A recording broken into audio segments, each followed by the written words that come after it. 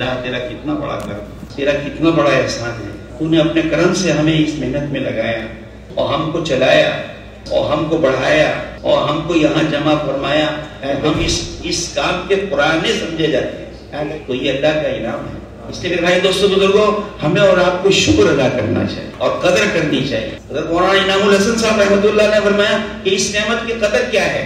وہ فرمایا کہ اس نعمت کی قدر یہ ہے کہ جب اس محنت کے تقاضے محنت کرنے والوں کی طرف متوجہ ہوں تو ان تقاضوں کو پورا کرنے میں اپنی جان اور مال کو جھونک دیں۔ اور فرمایا ناقدری یہ ہے اور ناشکری یہ ہے کہ جب محنت کرنے والوں کی طرف اس محنت کے تقاضے متوجہ ہوں تو وہ چالاکیوں سے اپنی جان اور مال کو اس سے بچا لیں۔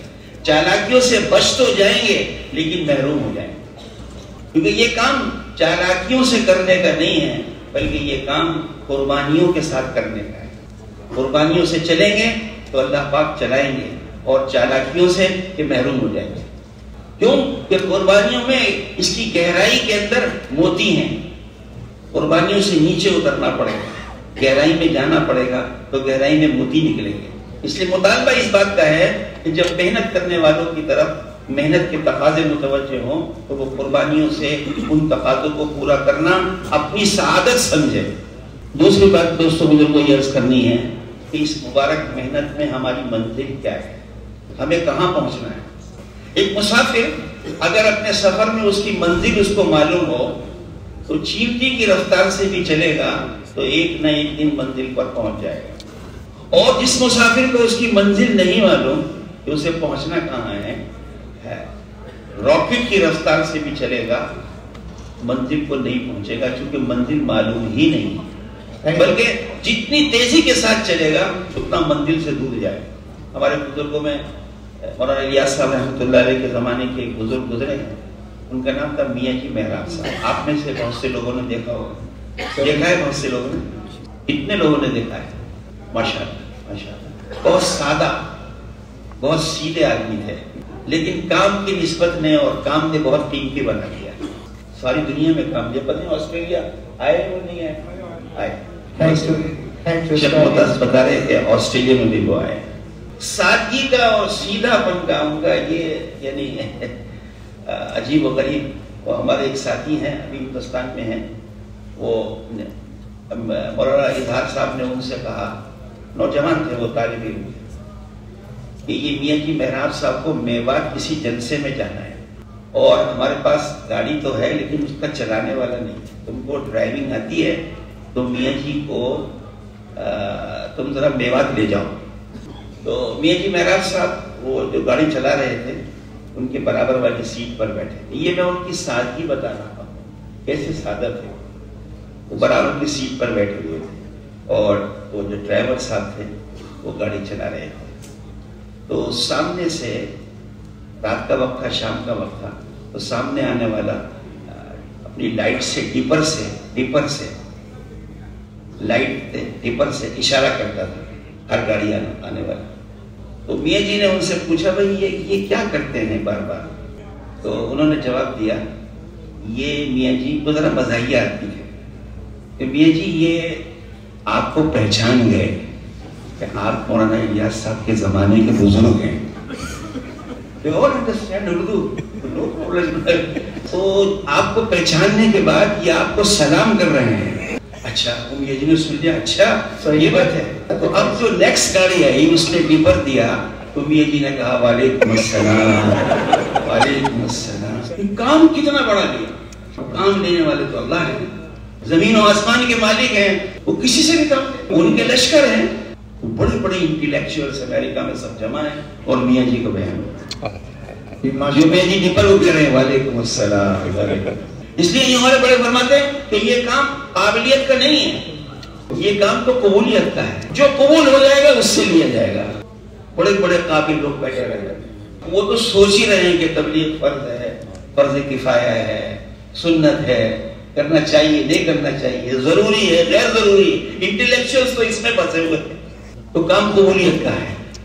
تو میں اس کر رہا تھا کہ اس کام میں ہماری منزل کیا ہے، وہ منزل تو وہ میاں جی مہراب صاحب نے ایک مرتبہ یہ بات فرمائی کہ حضرت مولانا محمد الیاس صاحب رحمۃ اللہ علیہ سے اس زمانے کے اللہ نے اور ان کے ہم اصل لوگوں نے پوچھا کہ مولانا آپ نے یہ کام شروع کیا ہے، آپ اس کام سے کیا چاہتے ہیں؟ اس لیے کہ دنیا میں رواج یہ ہے، کوئی بھی تحریک شروع ہوتی ہے، کوئی بھی کام شروع ہوتا ہے، اس کے پیچھے اغراض ہوتی ہے، ملک ہوتا ہے، مال ہوتا ہے، کرسی ہوتی ہے، عہدہ ہوتا ہے، یہ سب چیزیں بہت ساری چیزیں۔ حضرت مولانا محمد الیاس صاحب رحمۃ اللہ علیہ نے ارشاد فرمایا اس کام کے ذریعے ان میں سے کوئی چیز نہیں چاہتا، مفہوم ادا کرو، ملک نہیں چاہتا، مال نہیں چاہتا، عہدہ نہیں چاہتا، کرسی نہیں چاہتا، شہرت نہیں چاہتا، کوئی چیز نہیں چاہتا۔ کیا چاہتا ہوں؟ حضرت رسول پاک صلی اللہ علیہ وسلم جس وقت دنیا سے پردہ فرما رہے ہیں، یہ امت اپنے دین کی جس سطح پر تھی، بحیثیت مجموعی پوری کی پوری امت دین کی جس سطح پر تھی، اس کام کے ذریعے امت کو پھر دوبارہ دین کی اس سطح پر لے جانا چاہتا ہوں۔ وہاں پہنچنا ہے، منزل بہت دور ہے، منزل بہت دور ہے۔ قابل شکر ہے جو کچھ ہو رہا ہے۔ آج جو کارگزاری ہوئی نا، ظہر کی نماز کے بعد کارگزاری ہوئی 5 یا 6، آج ظہر سے پہلے کارگزاری ہوئی 6 یا 7 سٹیز کی کارگزاری ہوئی، بہت خوشی ہوئی، اللہ پاک خوب برکت عطا فرمائے۔ آسٹریلیا جیسے ملک میں جہاں پر چاروں طرف دنیا میں مادی نظام پھیلا ہوا، ہر ایک دوڑ رہا ہے، لوگ ملک چھوڑ کر اپنی دنیا کے لیے آ رہے ہیں، اس مادی نظام کے درمیان دین کی دعوت کا کام، مسجدوں میں گشت ہو رہا ہے، حلقوں میں مشورہ ہو رہا ہے، دین کی محنت کی فکریں ہو رہی ہیں، 4 مہینے کی جماعتیں نکل رہی ہیں، چلے کی جماعتیں نکل رہی ہیں، کتنی بڑی بات ہے، بہت بڑی بات ہے، اللہ پاک قبول فرمائے۔ لیکن بات اتنی نہیں ہے، جو ہو رہا ہے قابل شکر ہے، اور جتنا باقی ہے وہ تو بہت باقی ہے، منزل بہت دور ہے۔ کتنی دور منزل ہے، ابھی کتنا کام باقی ہے۔ شیطان کی ترکیب یہ ہے کہ جو ہو رہا ہے، دین کا جو کام ہو رہا ہے، شیطان اس پر مطمئن کر دیتا ہے کہ وہ تو رہا ہے۔ دنیا کے بارے میں آدمی ہمیشہ آگے بڑھنے کی سوچتا ہے، جہاں ہے وہاں آگے بڑھنا، حالانکہ دنیا کے بارے میں قناعت مطلوب ہے۔ اس لیے مسنون دعاؤں میں ہے اللہم اغفر لنا ذنوبنا ووسع لنا خلقنا وطیب لنا کسبنا وقنعنا بما رزقتنا ولا تذهب قلبنا الى شيء صرفته عنا۔ اللہ ہمارے گناہوں کو معاف فرما دے اور ہمارے اخلاق میں وسعت دے دے اور ہماری کمائیوں کو حلال کر، اور جو کچھ آپ نے ہمیں دیا ہے اس پر ہم کو قناعت دے، اور ہرگز ہماری محنتیں اس چیز پر نہ لگے جو آپ نے ہمارے مقدر میں نہیں لکھی، مقدر میں تھی نہیں، ہم وہاں سر پھوڑ رہے ہیں۔ اس لیے میرے بھائی دوستو بزرگوں، جتنا ہو رہا ہے وہ قابل شکر ہے، اور جتنا باقی ہے، جو بہت باقی ہے، وہ قابل فکر ہے۔ پھر دوسرا پہلو بتاتے تھے جی میرا صاحب، وہ فرماتے تھے ہمیں نہیں معلوم ہم وہاں تک پہنچ پائیں گے نہیں پہنچ پائیں گے۔ حضور صلی اللہ علیہ وسلم دین کے اعتبار سے بحیثیت مجموعی پوری امت کو جس سطح پر چھوڑ گئے تھے، اس محنت کے ذریعے وہاں پہنچنا ہے، وہاں پہنچ پائیں گے؟ اللہ ہی جانتا ہے، خدا کے لیے تو کچھ مشکل نہیں ہے، لیکن وہاں پہنچنا، وہ امت ابو بکر صدیق اس میں، عمر فاروق اس میں، حضرت عثمان اس میں، حضرت علی رضی اللہ تعالیٰ عنہ ہیں، عبد الرحمن ابن عوف ہیں، اور کیسے کیسے ایسے افراد حضور علیہ السلام کی محنت سے بنے ہیں کہ زمین و آسمان نے ایسے لوگ دیکھے نہیں اور قیامت تک ایسے دیکھ نہیں سکے۔ ایک ہلکی سی جھلک اس سطح کے دین کی، صرف تھوڑا ذہن ادھر متوجہ ہو، وہ بیان کہ حضرات صحابہ کا ایمان، وہ اپنے ایمان میں کیسے پختہ تھے۔ پہاڑ اپنی جگہ سے ہل سکتا ہے، صحابہ کا ایمان میں کوئی تزلزل، کوئی تبدیلی نہیں آ سکتی۔ عبادات کے اعتبار سے اگر دیکھیں تو کوئی کھلا بھی منافق ہوتا تھا، اس کی بھی ہمت نہیں ہوتی تھی کہ وہ جماعت کی نماز کو چھوڑ چل جائے کہ وہ مسلمان۔ ایسے ہی اخلاق، ایسے ہی معاملات، ایسے ہی معاشرت، پورا دین دیکھیں، وہ وہاں پہنچنا ہے، وہ ہماری منزل ہے، تو ہم وہاں پہنچ پائیں گے۔ تاثیر تو اس محنت کی یہ ہے، فرمایا مولانا الیاس صاحب رحمۃ اللہ علیہ نے کہ اگر یہ محنت اپنے صحیح قربانیوں کے ساتھ، صحیح جذبات کے ساتھ ہوئی تو پھر اس کی تاثیر یہ ہے کہ اللہ پاک 700 سال پہلے کا اسلام زندہ کر دیں گے۔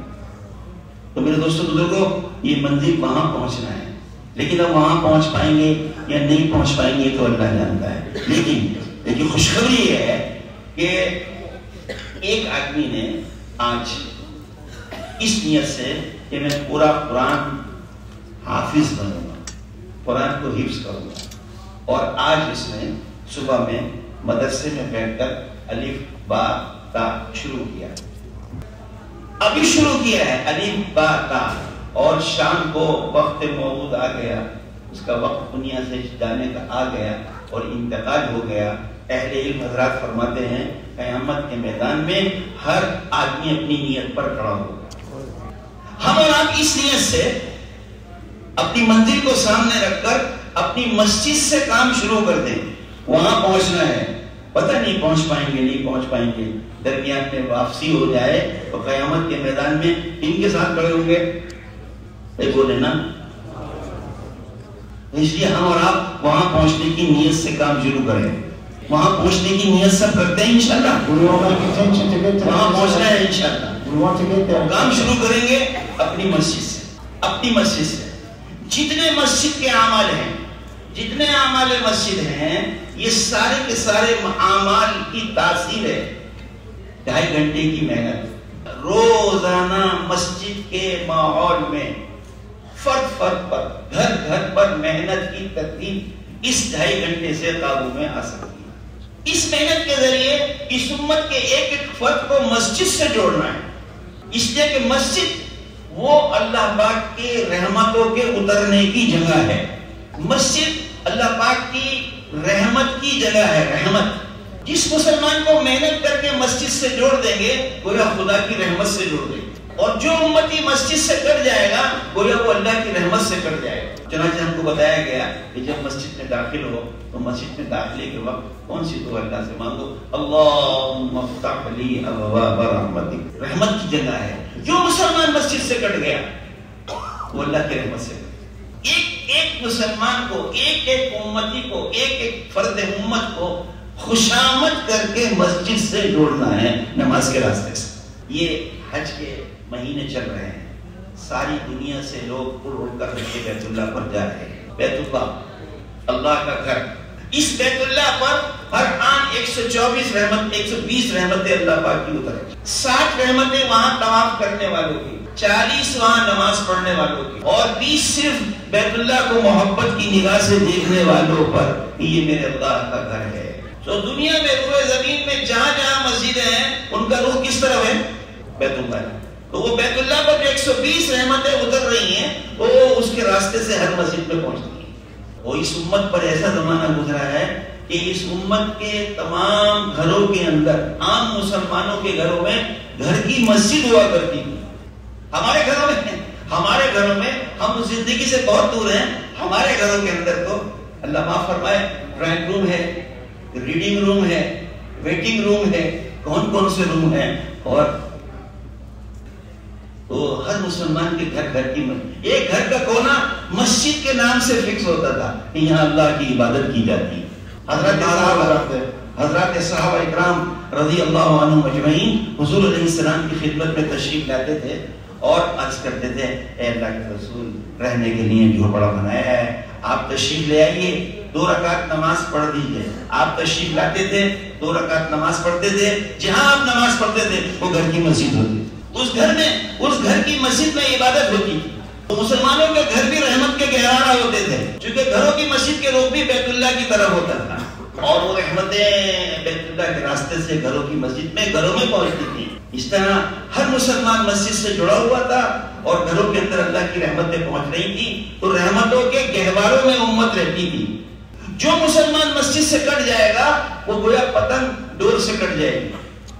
جب تک پتنگ ڈور سے لگی ہوئی ہے اور جڑی ہوئی ہے، کتنے ہی اونچا لے جاؤ، اور جس دن وہ اس سے کٹ جائے گی نالی میں جائے گی، کیچڑوں میں جائے گی، گندگی میں جائے گی، پخانے میں جائے گی، کچھ پتہ نہیں کہاں جائے گی. تو روزانہ کی محنت کے ذریعے ہر مسلمان کی خوشامد کر، ہر مسلمان کی خوشامد درآمد کر کے اس کو مسجد، نماز کے راستے سے مسجد میں جوڑ، مسجد سے جوڑنا.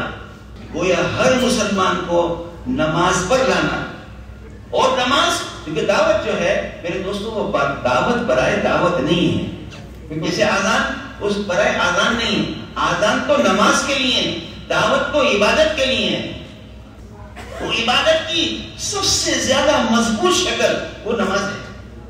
اسلام کا کوئی تصور نماز کے بغیر نہیں. آپ نے ہاتھ کے بغیر آدمی دیکھا ہوگا، ہاتھوں کے بغیر آدمی دیکھا ہوگا، پیروں کے بغیر آدمی دیکھا ہوگا، سر کے بغیر آدمی نہیں دیکھا ہوگا، جسے سر کٹا کہتے ہیں. ابھی یہاں مجلس میں لائٹ چلی جائے، کوئی سر کٹا آ جائے، سارا مجمع بھاگ جائے گا. میں نے دیکھا ایسا آدمی، سر کٹا نہیں دیکھا، سر تھا اس کا. میں نیوی میں 3 دن کی جماعت میں گئے تو وہاں پر ہمارے ایک پرانے صاحب دہلی کے سبب میں آج میں آپ کو قدرت اللہ کی دکھاتا ہوں، چلیے میرے ساتھ. تو میں گیا، وہ مجھے اپنے گھر لے اور باہر صحن میں بٹھا دیا، اور اس کے بعد تھوڑی دیر کے بعد مجھے ایک اندر کمرے میں لے گئے. تو دیکھا ایک پلنگ ہے، بیڈ، اس کے اوپر ایک انسانی جسم لیٹا ہوا ہے. اس کی آنکھیں کھلی ہوئی، ہاتھ دونوں نہیں ہیں اور دونوں پیر بھی نہیں، یہاں سے لے کر یہاں تک کا حصہ ہے. میں نے کہا یہ کیا ہے؟ واٹ از دس؟ کہ یہ میرا بیٹا ہے، از مائی سن. اس کی عمر 22 سال ہے. یہ پیدائشی ایسا ہے، اس کے 2 ہاتھ بھی نہیں ہیں، 2 پیر بھی نہیں. یہ بولتا بھی نہیں ہے، سنتا بھی نہیں ہے، صرف دیکھتا ہے. جب اس کو بھوک لگتی ہے تو ایک خاص قسم کا یہ اشارہ کرتا ہے، ہم اس کو کھانے کے لیے دے دیتے ہیں. 22 سال سے میں اس کی خدمت کر رہا ہوں، اس کو نہلاتا ہوں، اس کو کھلاتا ہوں، اس کو استنجا کراتا ہوں، اس کو کپڑے بدلتا ہوں. ایسا موجود ہے، لیکن سر کٹا نہیں دیکھا. یہ فرمایا کہ نماز کی حیثیت اسلام میں ایسی ہے، دین میں ایسی ہے جیسے بدن میں سر. تو بغیر جسم، بغیر سر کے اس طرح جسم کا تصور نہیں ہے، ایسی بغیر نماز کے اسلام کا تصور نہیں. اور یہ اتنی بڑی بات ہے، ہمارے پڑوس میں رائے میں مولانا احسان صاحب ابھی حیات ہیں، اللہ تعالیٰ ان کو صحت عافیت کے ساتھ رکھے. کچھ بیمار ہیں، اس وقت بیمار ہیں. آپ سب لوگ اپنے بڑوں کے لیے دعا کیا کریں. یہ حضرات بہت قیمتی لوگ ہیں اور ان حضرات نے اپنی زندگیاں اس کام میں لگائی، اس لیے ان کا وجود پوری امت کے لیے رحمت ہے. اس لیے ہم اپنی دعاؤں میں اپنے اکابر کو بھی ان کی صحت کے لیے، ان کی عافیت کے لیے، ان کی عمر میں برکت کے لیے بھی دعا کیا کریں. تو جب وہ صحت مند تھے اور بات کرتے تھے تو ایک مرتبہ ہم رائے میں جاتے تھے تو انہوں نے ایک بات ارشاد فرمائی کہ حضرت مولانا محمد یوسف صاحب رحمۃ اللہ علیہ سے میں نے اپنے کانوں سے سنا.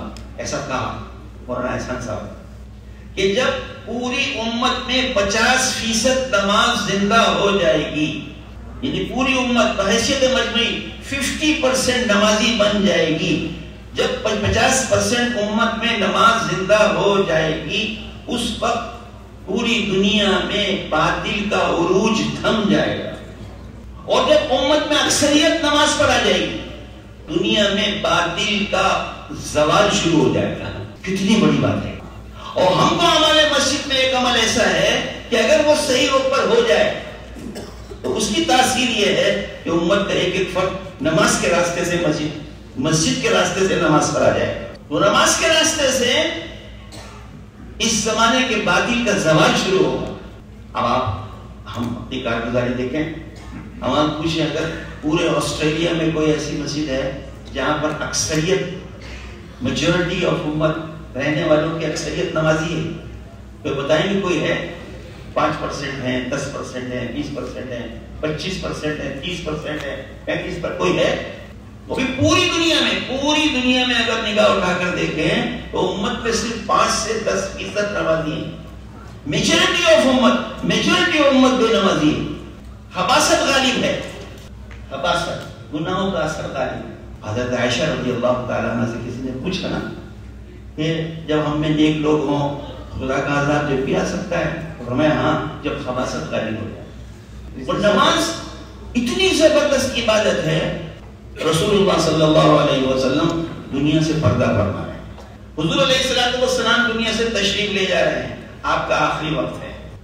اس وقت زبان مبارک سے پورے الفاظ بھی نہیں نکل رہے ہیں، اور جو آپ بات کہنا چاہتے ہیں وہ کہہ نہیں پا رہے ہیں. آس پاس جو لوگ ہیں انہوں نے کان لگا کر جو آواز سنی ہے، آپ فرما رہے ہیں آخری الفاظ جاتے وقت جو امت کو پیغام دے رہے ہیں وہ ہے الصلاۃ الصلاۃ الصلاۃ. وہ یہ امت کو پیغام ہے، نماز کی طرف متوجہ کیا ہے. یہ اس کی اہمیت کو بتاتا ہے کہ امت میں نماز، اسلام میں نماز کی کیا حیثیت ہے.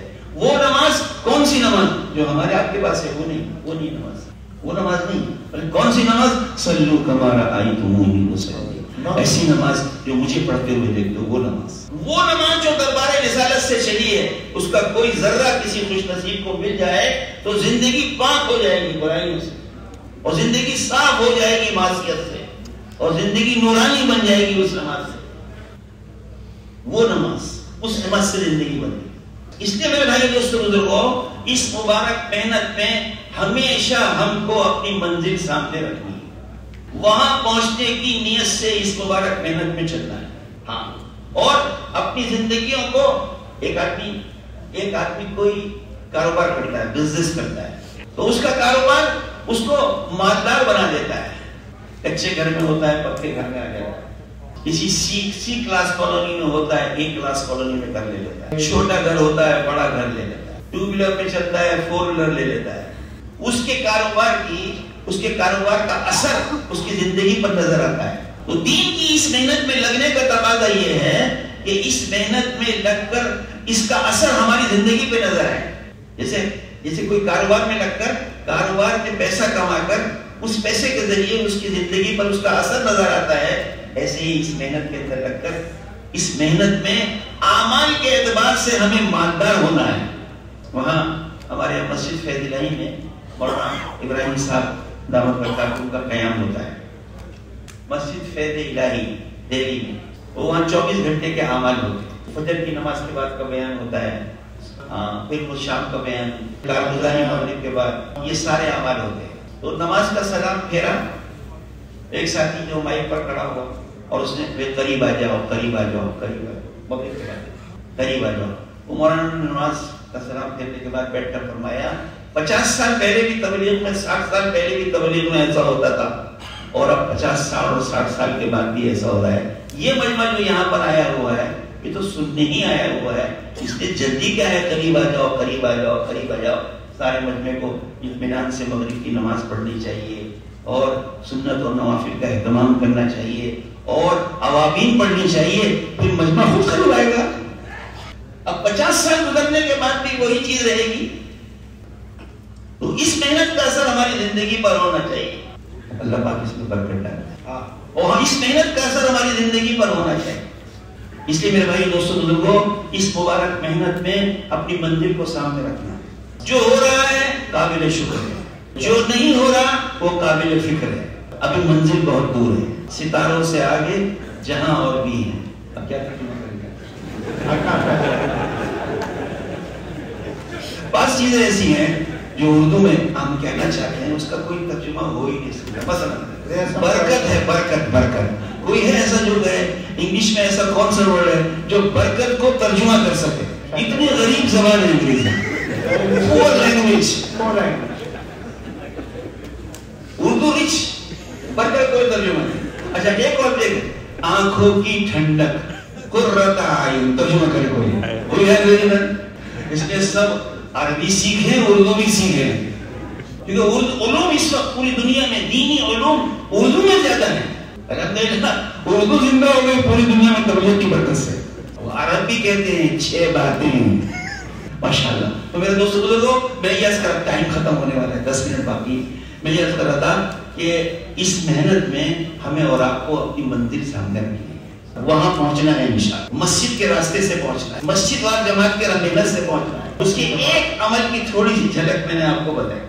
2.5 گھنٹے کی محنت کے ذریعے 100% افراد امت کو مسجد سے جوڑنا ہے. 100% گھروں پر اعمال مسجد زندہ کرنے. تو جیسے اعمال اوپر جائیں گے ویسے آسمان سے فیصلے ہوں گے. اور میرے دوستو بزرگوں، اس محنت کا ہم سے حق ادا نہیں ہو رہا، اس پر استغفار کرنی، توبہ کرنی، اللہ سے معافی مانگنی. اللہ آپ نے ایک زبردست کام ہم کو دیا تھا، ماحول میں انقلاب آ جاتا، اور جہاں جہاں ہو رہا ہے اس ٹوٹی پھوٹی محنت سے پوری دنیا میں انقلاب آ گیا ہے.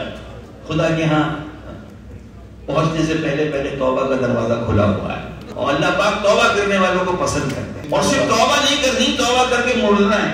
اللہ پاک توبہ کرنے والوں کو پسند کرتے ہیں, معافی مانگنے والوں کو پسند کرتے ہیں. ہمارا دین کا مزاج یہ ہے بہتر سے بہتر اعلیٰ سے اعلیٰ عمل کرنے کے بعد پھر استغفار کریں. صدیق اکبر رضی اللہ تعالیٰ عنہ نے حضور صلی اللہ علیہ وسلم سے نماز سیکھی. کیسی وہ نماز ہوتی, اس نماز کے بعد حضور علیہ السلام نے صدیق اکبر کو جو آخری دعا تعلیم کی, نماز کی آخری دعا کیا ہے وہ, اللہم انی ظلمت نفسی ظلما کثیرا ولا یغفر الذنوب الا انت واغفر لی مغفرۃ من عندک وارحمنی انک انت الغفور الرحیم. کون سا ظلم کیا ہے, وہ نماز پڑھی ہے.